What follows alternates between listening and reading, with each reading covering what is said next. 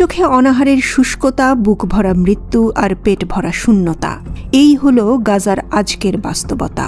March মাস থেকে ইসরায়েলের অবরোধে কার্যত এক মৃত্যুপুরীতে পরিণত হয়েছে ফিলিস্তিনের উপত্যকাটি।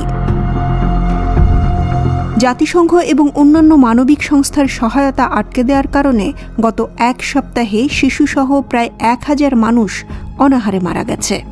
এমন বিভীষিকাময় পরিস্থিতিতে আল আজহার বিশ্ববিদ্যালয় যখন বিশ্ব বিবেকের দরজায় কড়া নাড়ে, তখন সেই আওয়াজই কেউ একজন মুছে দেয়।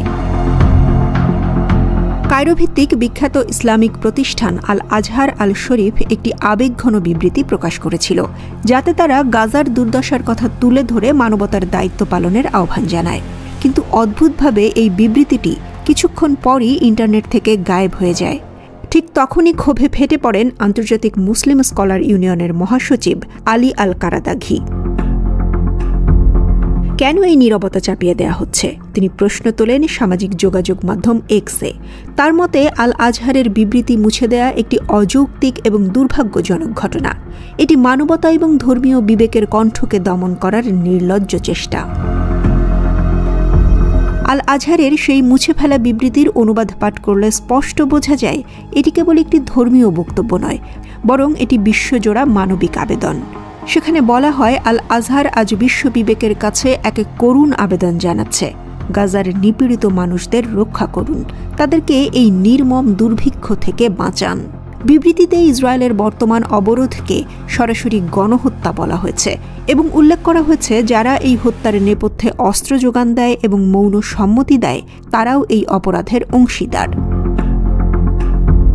বিবৃতিতে আরও বলা হয়, আমরা এই বর্বর জাতিকে থামাতে সকল প্রভাবশালী শক্তিকে আহ্বান জানাই।